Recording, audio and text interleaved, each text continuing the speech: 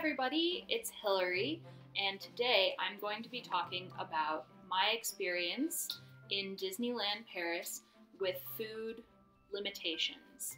So Disneyland Paris has one particular thing specifically for people with food allergies who can't have any cross-contamination, and that is the Nutella Meals. The Nutella Meals are a brand that's available to buy in the frozen foods section in France. I looked them up online and found that I could have picked them up at a grocery store if I had wanted to. Basically what they are is a microwave meal. So my goal was to avoid eating a Nutella meal my whole trip. I did not want to eat a Nutella meal because I had read really bad reviews about the taste, and I also didn't think that it was fair what I had read about if you use your dining coupon to go to a plus or a premium restaurant, you would spend your whole dining coupon on a frozen Nutella meal, which would cost you, I don't know, 10 euros outside of the park. So it's not a very good value for your money if you're going to do that. And also, there are other options. So Disneyland Paris has an allergy guide. You can pick this up in person at the parks. You can also view it online and download it like we did. So we did a lot of prep work before we went. One of the things that we did was to print out the food allergy guide in French so that there could be no confusions about what our food allergies were with any cast member, because we had it in French, and automatically when they see this, they know, oh, allergy. This is theirs, they produced it, so they recognize it immediately. Not only do I have food restrictions, my wife has food allergies. So she's allergic very severely to fish, mollusks, crustaceans. She also has a tree nut allergy. She can't eat any cashews, walnuts, that kind of thing. She also is not supposed to eat dairy or eggs, but it's hard to hold her to it. And she can't eat coriander or cilantro. Okay. We also wrote down some handy phrases about food allergies in French so that we could communicate with waitstaff about food allergies even if they didn't speak English. My dietary restrictions are because of my disability. I have a connective tissue disorder that I was born with, and it causes my stomach to be too stretchy. It's too lax, and so food doesn't move through it very easily, and I have to eat foods that are easy to digest. So I'm not allowed to eat gluten, eggs, dairy products, meat, fish, anything that is overly processed or difficult to digest is off limits for me most of the time. As you'll see in one of the meals that we had, sometimes I'll have something that doesn't give me such a horrible reaction as a treat. For example, plain meat is not as difficult for me to digest. I absolutely cannot take in any dairy at all.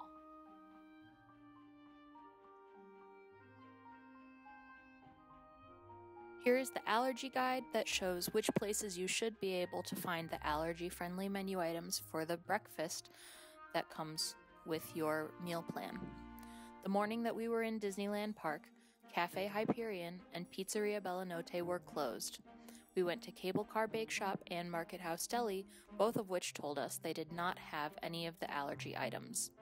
We finally ended up at Plaza Gardens Restaurant, where they wanted us to pay to have the brunch with Disney characters to be able to get the allergy-friendly items. After much arguing, my wife was able to get one small marble cake for me to eat. Okay, so what you're about to see is a little short video that we took the first day in the park at breakfast. What you don't know if you're only watching this video is that we had many difficulties with wheelchair accessibility at our hotel, and this had left me feeling less than the other guests at the park because what was supposed to be a wheelchair accessible room didn't meet my needs.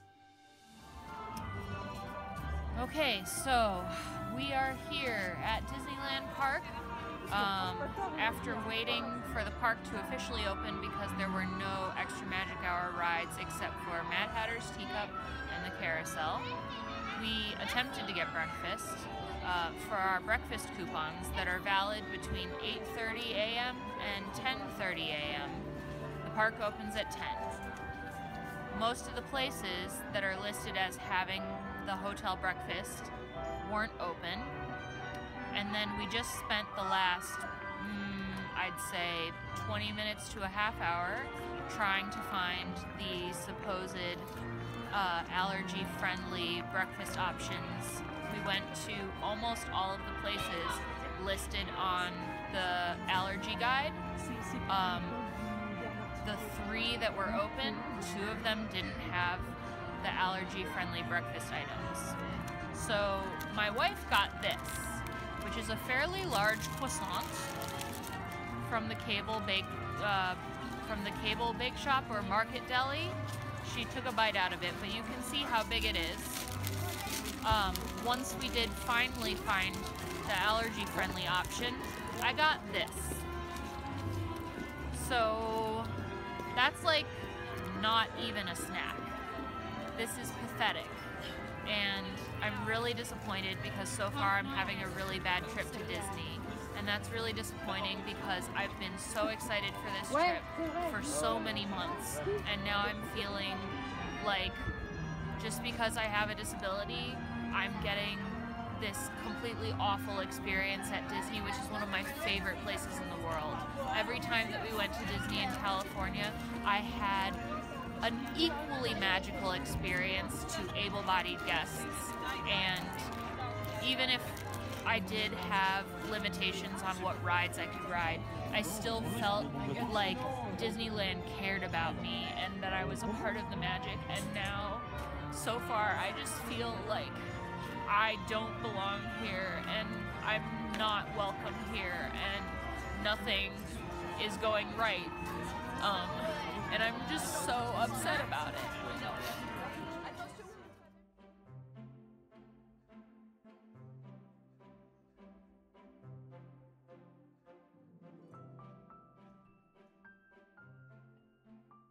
Okay, so to make up for yesterday's terrible breakfast, we went to City Hall and we talked to someone there, and they called Restaurant En Collisse, and so they were prepared for me to come. I got orange juice, as well as my wife's orange juice, 2 packets of gluten-free cookies. I don't yet know what this is, but I'll find out. 4 things of apricot jam, 2 Nutella desserts that are, one is a peach dessert and one is caramelized apples, this humongous thing of gluten-free bread, and a coffee. So today, I feel heard, I feel respected. They did a very good job of rectifying the situation from yesterday. So much praise to the manager Eloise at Restaurant En Collisse, as well as the people at City Hall for arranging for all of this for me. Here are my thoughts on the breakfast items. The rustic sliced bread is really gross. It's very dry and thick, and I didn't like the flavor of it at all. So I would recommend bringing your own gluten-free bread. The chocolate chip cookies were really dry as well, and I didn't really like them. However, the shortbread cookie biscuits were excellent. I really liked those a lot. And since I'm not able to eat the mini chocolate chip cakes or the mini marble cakes, I was given Nutella dessert items in place of those. The second day I had to ask for them, but they're basically just like applesauce cups, and they're very good.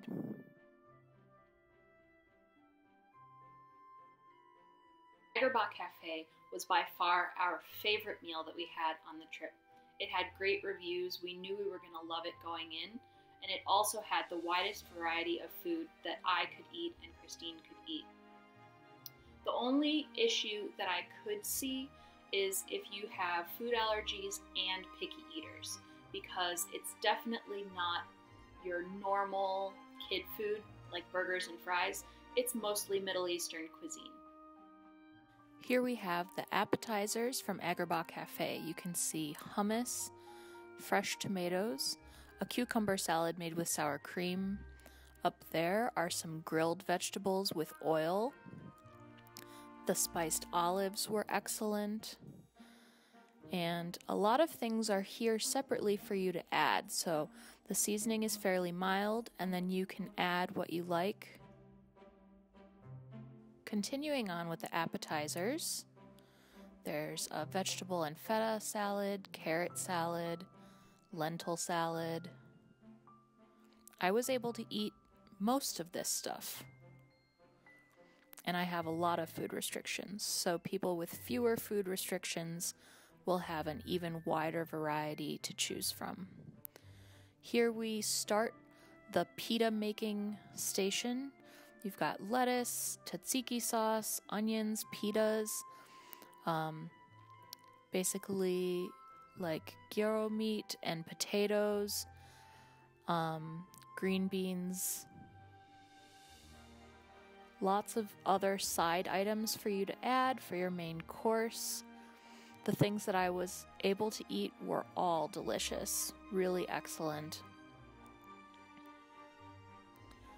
This is a little couscous station where you can add couscous and different kinds of vegetables and meats to your plate.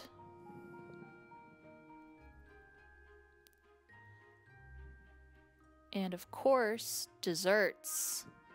Everybody's favorite part, right? This is where, with food allergies, it gets a little bit more tricky, especially for me, not being able to eat gluten or dairy. It's pretty challenging, but my wife liked the desserts a lot.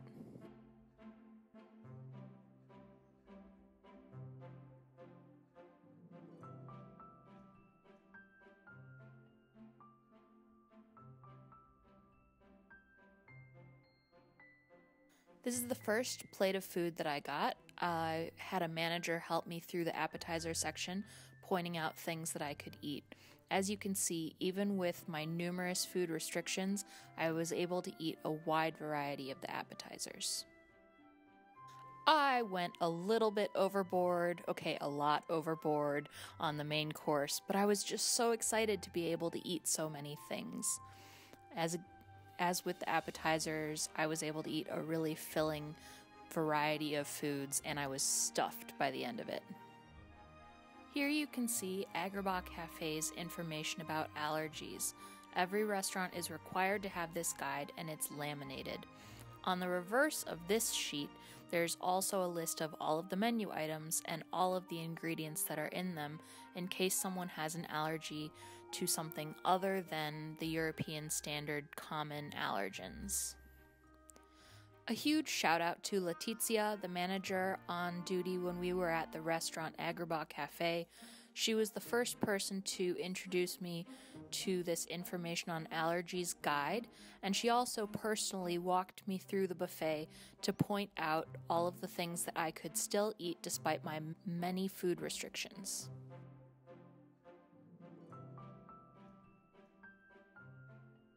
The best thing about Bistro Chez Remy is definitely the atmosphere. Being in the world where you are as small as a little mouse is really fun. The food was okay. My wife didn't think it was very good for the quality of the restaurant. I really enjoyed my steak and the ratatouille. When you dine with one of the meal plans at a table service restaurant, there will be one specific menu that fits with your meal voucher. For us, this was the Plus meal plan. Here you can see you have a choice of 2 starters, 4 main dishes, and cheese or desserts to finish. For the super salad course, they brought me just lettuce, but that's okay. I came prepared. I had brought with me some salad toppings and a spice pack to be able to mix with oil and vinegar and make my own salad dressing so that I could have an allergy-safe salad. For the main course, I chose to get the grilled steak without any sauce, the ratatouille and french fries. Even though I wouldn't normally eat meat, I decided that it sounded better than the vegetable and tofu navarin, which was the only other option that I could have eaten. For dessert, there's pretty much nothing that I would be able to eat other than some fruit salad, so I gave my dessert to my wife, and she had the chocolate mousse and the tiramisu. At Bistro Chez Remy, we asked about the information on allergens guide that all of the restaurants are supposed to have, and they claimed that they didn't have one. So I asked if the chef could come out and talk to us, and he did, which was very nice, but it turned out that he didn't have all of the information. For example, when we asked what the chef's sauce was, he said, well, that depends on what the chef makes that day. We said, what did you make today? And he said, it's a surprise! Not exactly the words you want to hear when you suffer from multiple food allergies. One of the really frustrating things about our experience dining was that it always took us an extra 20 to 30 minutes to order our food because we had to go through with everyone all of our allergies. So if you're dining at Disney with food allergies, make sure you plan that into your day.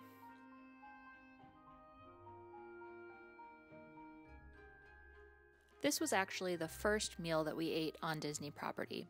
We were supposed to have lunch at a different buffet restaurant, but we experienced significant travel delays, and we ended up eating at Hunter's Grill in Disney's Sequoia Lodge. One of the issues there was that since we didn't have a reservation, they weren't aware ahead of time of our food allergies. As you can see, there's lots of fish, meat, dairy, and eggs in lots of different dishes, so it was a little bit hazardous for us. I was able to make myself a salad from the salad bar, and we were also able to get some vegetables made without butter. But generally speaking, this buffet was heavy on the dairy and heavy on the meat, and also there was seafood available, so there was a risk of cross-contamination for Christine. Though I will say that this was probably a more kid-friendly buffet than the Agrabah Cafe. There were a lot of options that are very similar to what kids might want to eat at home. There were French fries, gratin potatoes, and chicken strips, and other things like that. Overall, Hunter's Grill wasn't bad, it just wasn't right for us. It was very meat heavy, and everything seemed to have some amount of dairy in it.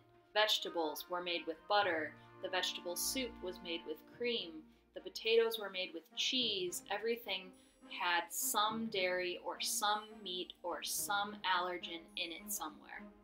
What I will say is, my wife asked if they would make me vegetables with oil instead of butter, and they did do that for me. So I was really happy with the customer service that we received. On the last night that we were there, we went to Cafe Hyperion, and we had the most amazing customer service from Bakery and Levi. They were really great. They took us through their food allergy guide for the restaurant, and we figured out something that I could eat. So here are some general tips based on things that I didn't know before I went to the park. Number 1, I didn't know that every restaurant was required to have that laminated food allergy guide and ingredients list that goes item by item down their menu and tells you specifically everything that's in each menu item. Number 2, I didn't know ahead of time that you could ask to talk to a chef or a manager when you get to the restaurant if you have concerns about your food allergies. Number 3, I didn't know that if you're disabled and you have the green priority pass, that you can go to the front of the line and order before everybody else to get your food faster. Number 4, it seems the only way to guarantee an allergy-friendly selection of breakfast items is to go to Walt Disney Studios Park during extra magic hours and order breakfast at a restaurant En Collisse. Here are just a couple of things that I'm going to keep in mind for my next visit. The cast members don't always know where that allergen and ingredient list is. They're required to have it by law, but some restaurants claimed that they didn't have one just because they didn't know where it was or they couldn't be bothered. Number 2, the breakfast items were all very sweet and definitely led to a sugar rush drop situation if you're just eating the allergy-friendly items. Except for the rustic bread, which really tasted gross. I'm glad that I brought some of my own gluten-free bread, and I'll continue to do that in the future. Lastly, I'm going to continue to bring lots of snacks with me and some of my own breakfast items to eat in the hotel, because even though there are ways to find things that meet your special dietary needs, it's still always best to carry some backup safe food with you in your park bag.